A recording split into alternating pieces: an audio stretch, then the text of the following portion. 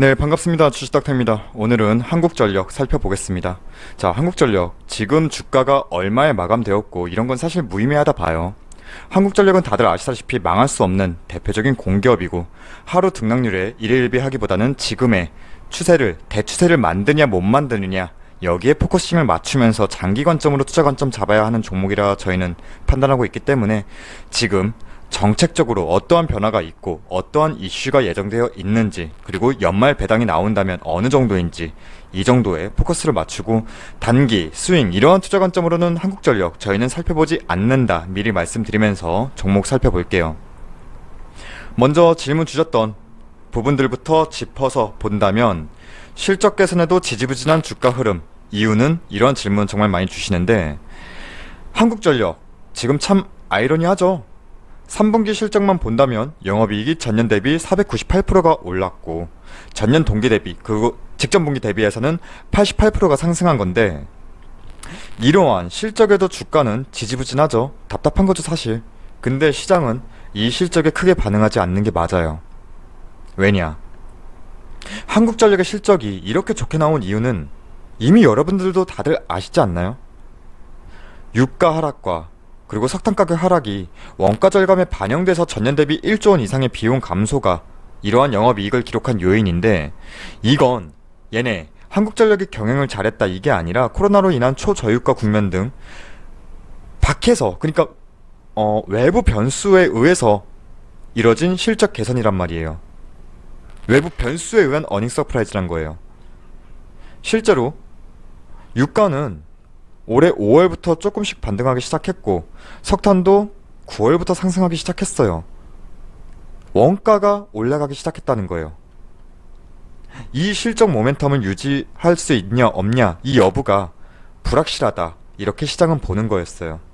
자, 실적 가지고 한국전력 메리트가 있다 여기에만 포커싱 맞추는 분들이 있다면 다소 깊이 있게 들여다본 건 아니라고 생각합니다. 그 다음에 전기요금 개편안. 자,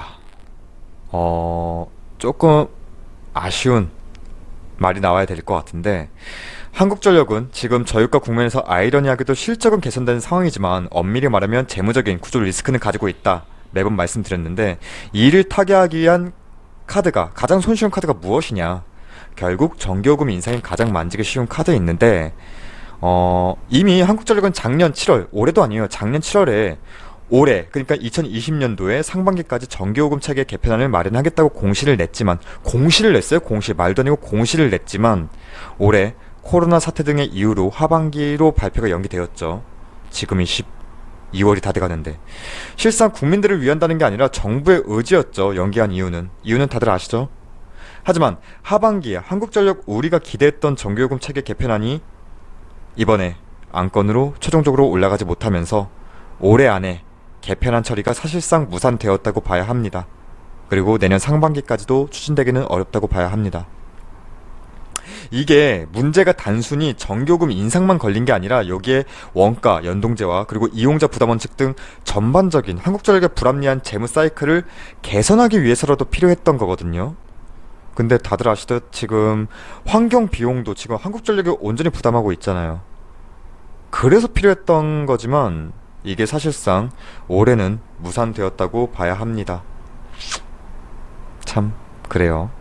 그리고 이런 질문도 많죠. 그러면 향후 전기요금 체계가 개편된다면 가장 베스트는 뭐냐? 자, 여기서 이건 좀 쓸까요? 자, 여기서 본다면 가장 베스트는 뭐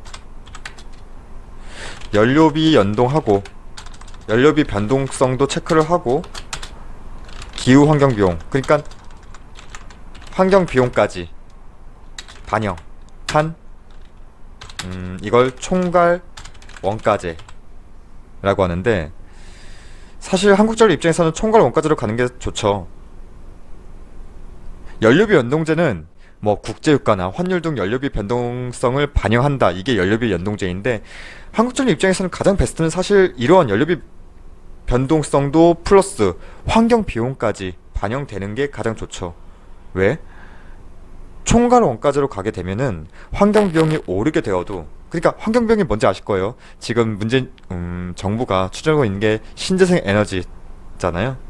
그러니까 신재생 에너지를 하면서 뭐 유해 물질이 발생되는 이런 부분에 대해서 어느 정도의 할당량 제한선을 두고 넘어가게 되면은 이거를 환경비용이랍시고 벌금처럼 내라 이런 거거든요. 근데 이런 환경비용이 오르게 되어도 전기요금 상승으로 이어지면서 한국전력은 안정적인 실적으로 배당 플레이어가 될 수 있거든요. 근데 이게 안 될 거예요. 왜냐? 정부는 지금 국민 눈치를 봐야겠죠. 그렇다고 신재생 에너지 전환한답시고 앞으로 지속 늘어날 환경비용을 온전히 지금 한국전력이 감당하기에는 그것도 무리가 있을 거예요. 지금 뼈 빠져요, 지금. 제가 정부에 대해서는 뭐라 말을 못하지만 참 사업하거나 그러면 안 되는 사람들이에요. 자, 그리고 한국전력 연말 배당금은 얼마일까? 이거에 대해서는 제가 지난 영상을 통해서 말씀드렸는데, 자, 한국전력 주당 배당금은 2015년도, 그러니까 15년도에 3,100원. 오, 나쁘지 않았죠.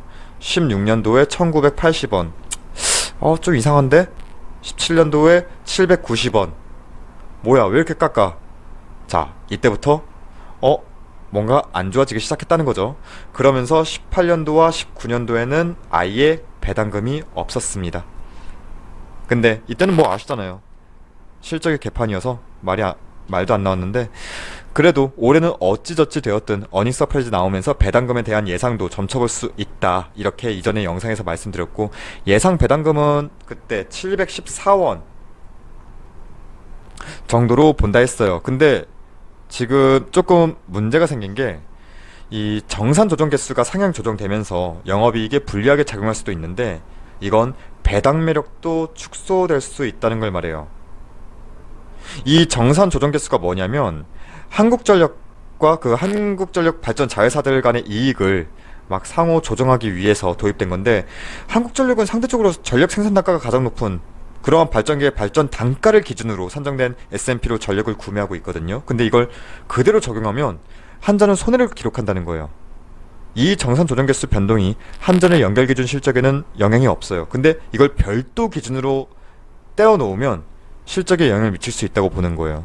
만약 이게 현 시점 그대로 적용이 된다면 한전의 영업이익은 좀 깎이죠, 많이.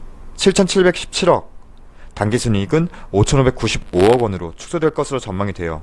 이렇게 될 경우에는 한전의 예상 배당금은 지급이 가정된다 한다면 500원에서 600원까지 이 정도 가격 밴드로 정도로 낮아질 수 있다는 점 참고하시면 좋겠습니다.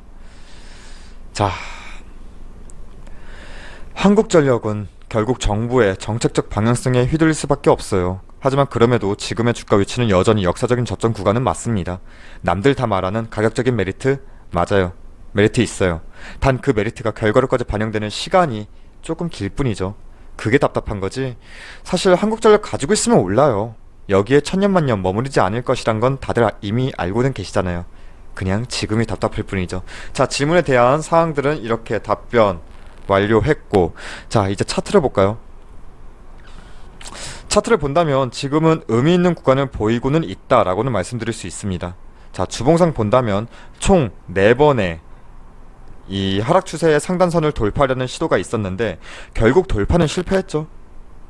그나마 10월 이후로는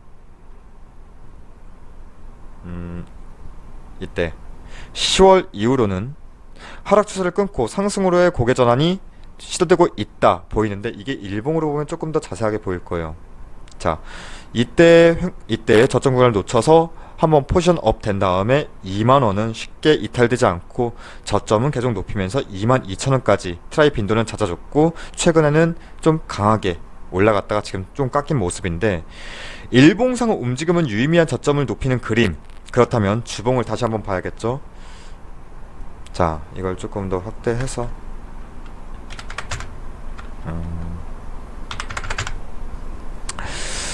주봉상 22,000원 안착 여부가 우선 중요하고, 단기 매물은 소화를 어느 정도 해주었다는 것을 반증하니까요. 여기 아래에서의 매물 물량은 그리고 바로 위에 25,000원까지 트라이 되는지 흐름 나온다면 이건 대추세의 상승 시그널로 우린 염두에 볼 수 있겠습니다.